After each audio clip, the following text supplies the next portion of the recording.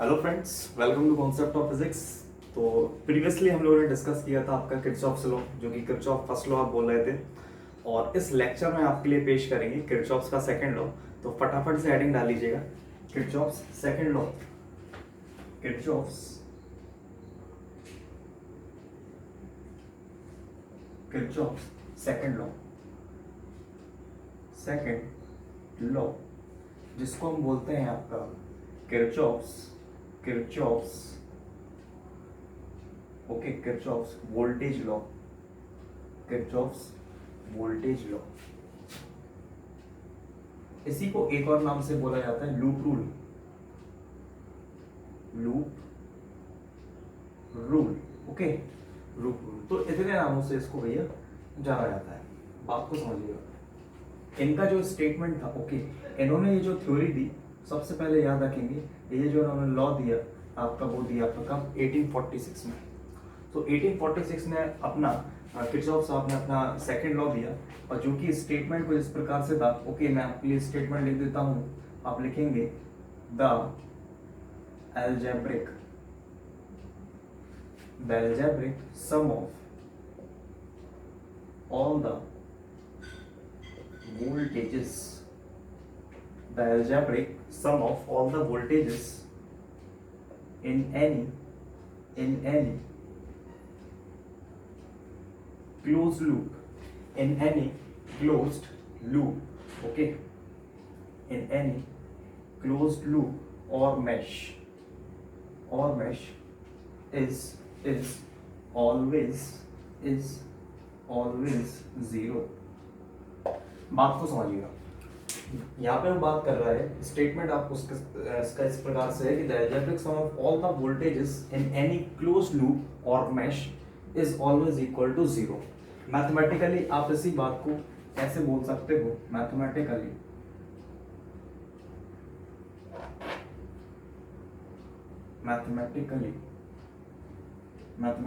आप इसी बात को, स्टेटमेंट को कैसे लिखोगे कि sigma be sum of all the voltages in any closed loop और mesh should be equal to zero. Is it correct? ठीक है। नाउ इन्होंने एक स्टेटमेंट और दिया था, मैं आपको एक स्टेटमेंट और लिख के दिखाता हूं, तो आप लिखिएगा और करके, the sum of product of voltage, the sum of product of voltage and current is equal to the sum of EMFs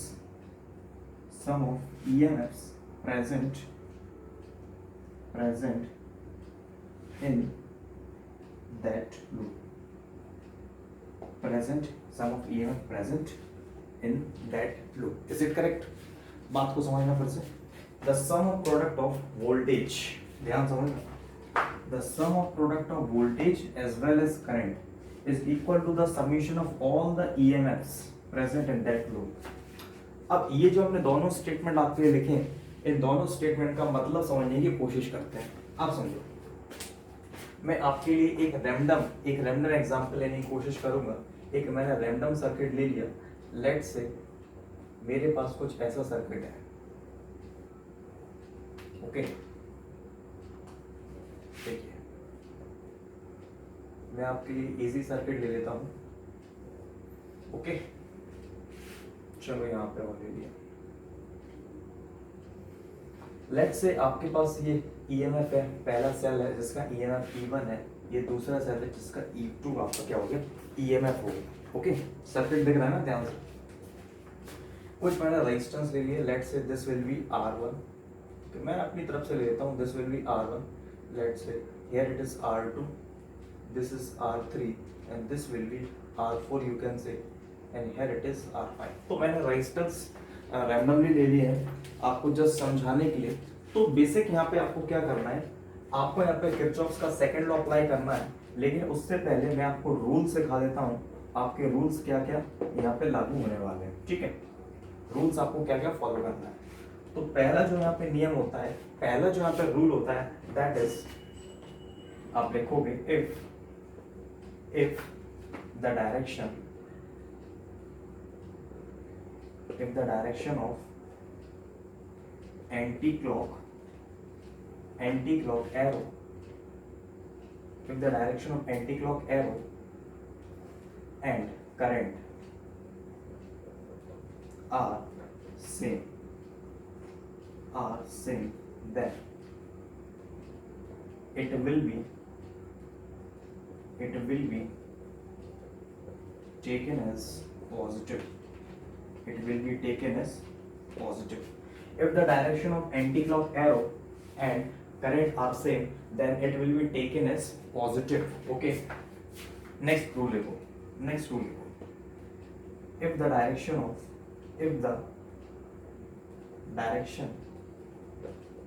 of anti-clock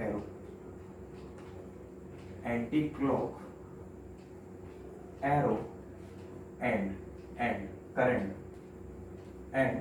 current, okay, are different,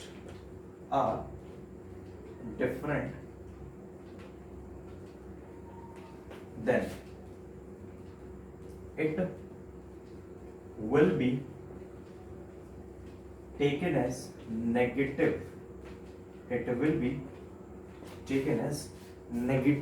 ध्यान से लिखना, एक एक रूल को ध्यान से लिखिएगा. मैं डेफिनेशन को हटा देता हूं. ओके, स्पेस चाहिए पड़ेगा. चलो, यस, सेकंड लॉ आपका ये हो गया. सेकंड रूल आपके पास ये हो गया. नेक्स्ट रूल की अगर मैं आपसे बात करूं, यहाँ पे आपका तीसरा रूल आ जाएगा. ओके, यस, देखिए, if the cell is flowing current in anti-clockwise direction, okay, लिखेंगे, then it will be taken as positive. Okay, now next एक रूल और लिखो इसी का. If the cell is flowing current in clockwise direction,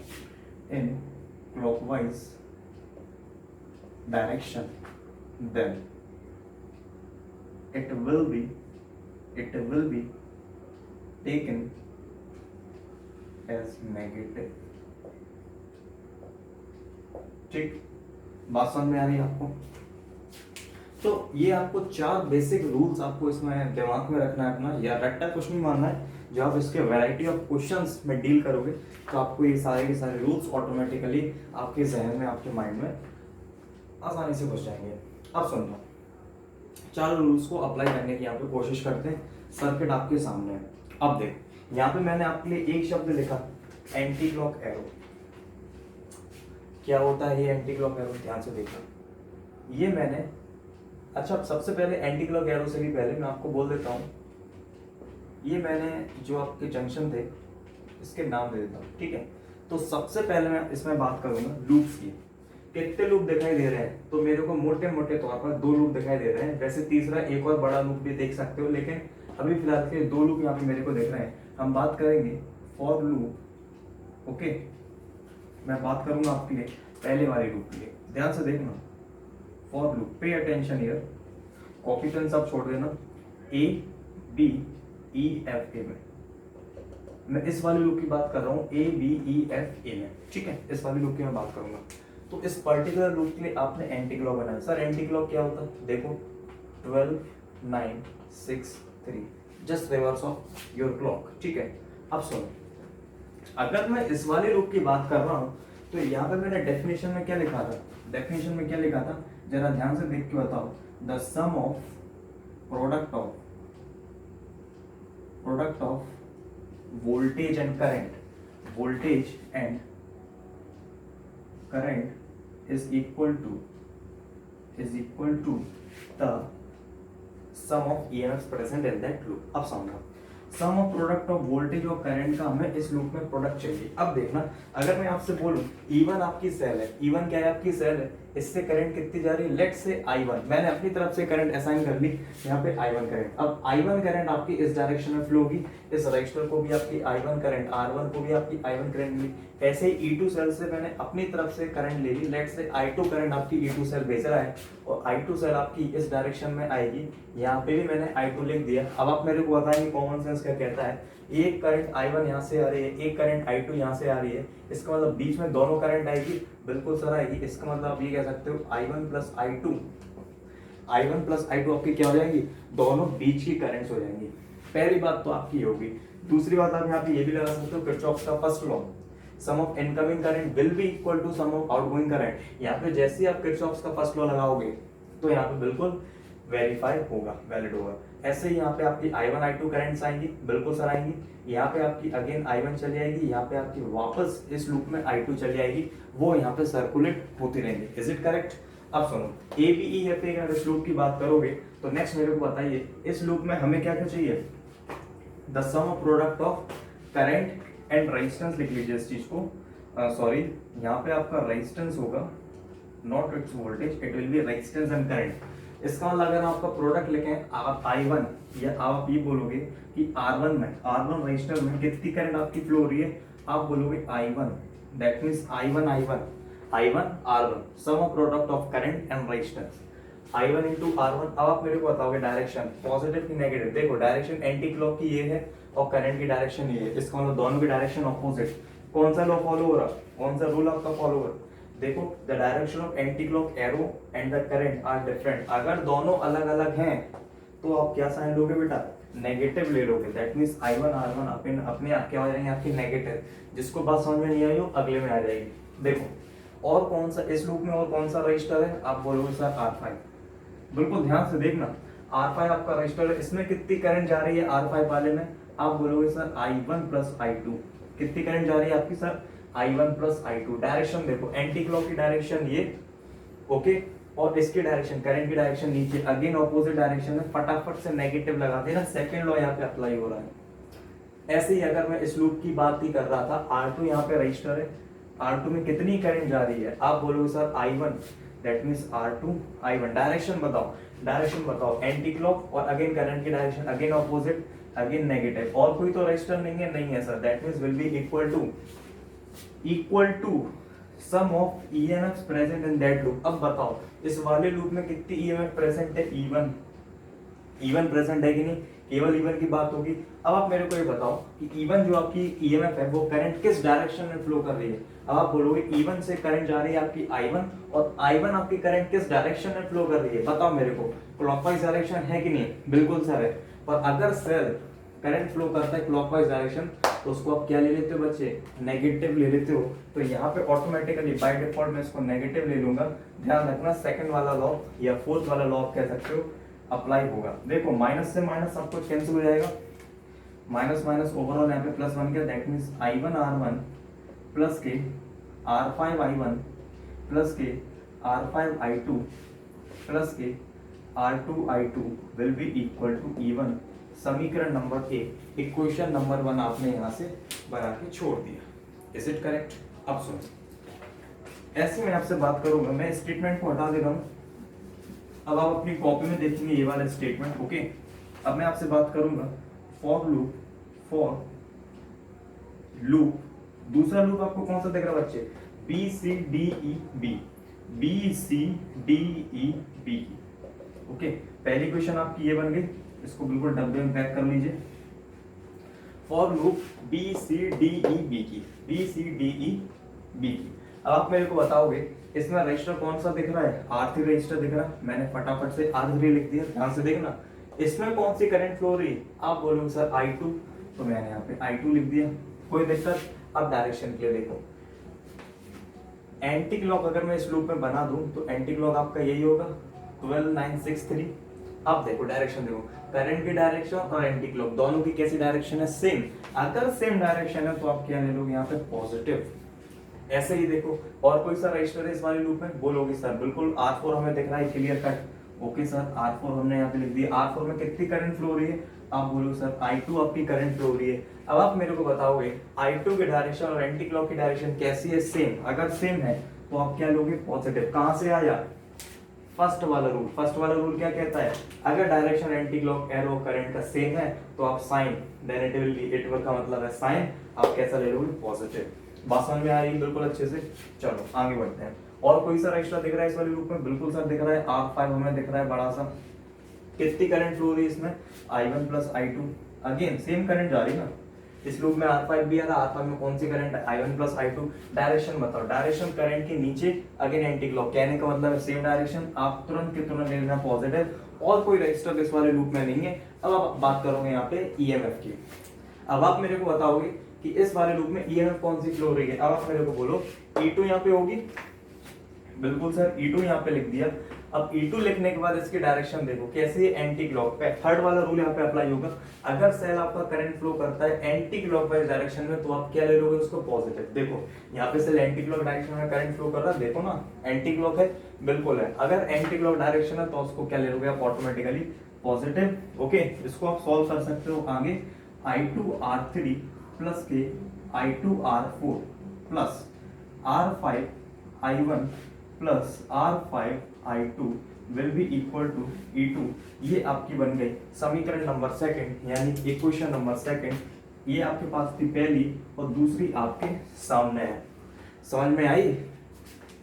ठीक, तो ऐसे आपको डील करना है। किरचॉफ्स का सेकंड लॉ, ये चार के चारों पोस्टुलेट आपको बिल्कुल दिमाग में सेट होना चाहिए, तभी आप इन दोनों इक्वेशन को फॉर्म कर पाओगे। आप कहोगे ठीक है सर, इक्वेशंस तो हमें समझ में आ गई, अब इसके आगे क्या करना है? अब देखो क्वेश्चन आपसे रेज करेगा calculate the current I1 and I2। तो ये दोनों आपकी साइमल्टेनियसली इक्वेशन बनेंगी। कैसे इक्वेशन बनेगी? बिल्कुल बनेगी ना, R1 R2 R3 R4 R5 की आपको वैल्यू दी जाएंगी क्वेश्चन में। ठीक, बिल्कुल आपको वैल्यूज दी जाएंगी। E1 E2 की आपके पास वैल्यूज होंगी, दोनों साइमल्टेनियस इक्वेशन बनेगी। उसको आप फर्दर एडिशन कर देना, सब्ट्रैक्शन कर देना, जैसा भी आपको सुटेबल लगे अपनी इच्छा अनुसार उसको आप सॉल्व कर सकते हो। You will get the absolute values of I1 and I2 respectively. I hope इतनी बात आपको क्लियर हो रही होगी। जिन लोगों को ये बात समझ में नहीं आ रही है तो प्लीज करके वीडियो को फिर से पीछे करिए, रिवाइंड करिए और अगेन देखिएगा, डेफिनेटली आपको समझ में आएगी। मैंने बिल्कुल आराम से सारी की सारी चीजों को आपको विजुअलाइज कराया और सारी की सारी बातों को बताने की कोशिश की। इससे सरल तरीका अगर मैं 12th क्लास के पर्सपेक्टिव से बात कर रहा हूँ तो और कुछ नहीं है। लोग कई तरीके से सिखाते हैं, बाकी इन जनरल अगर आप आगे अप्रोच करोगे, ओके आगे अप्रोच करोगे, जब आप इलेक्ट्रिकल इलेक्ट्रॉनिक्स या इंस्ट्रूमेंटेशन इंजीनियरिंग वगैरह में करोगे तो वहां पे आप डील करोगे तो इसके काफी सारे शॉर्टकट मेथड होते हैं, एक ही लाइन में ये सारी की सारी इक्वेशंस बन के निकल के आते हैं। लेकिन अभी आपकी चूंकि आपको बोर्ड एग्जाम्स भी लिखने हैं तो बोर्ड एग्जाम के पॉइंट ऑफ व्यू से आपको सारी की सारी बातें लिखना पड़ेगी अपने एग्जाम्स में, ठीक है। तो आई होप आपको किरचॉफ्स का सेकंड लॉ बिल्कुल समझ में आया होगा। नेक्स्ट वीडियो में आपके लिए लेके आऊंगा किरचॉफ्स लॉ से रिलेटेड जितने भी आपके क्वेश्चंस होंगे जो कि आपके प्रीवियस ईयर में आए होंगे, जो कि आपके गुड क्वेश्चंस बैंक से जो भी गुड क्वेश्चंस होंगे मैं आपको बिल्कुल कराने की कोशिश करूंगा। ओके, तो तब तक के लिए आज इतना ही करते हैं। Bye bye, take care.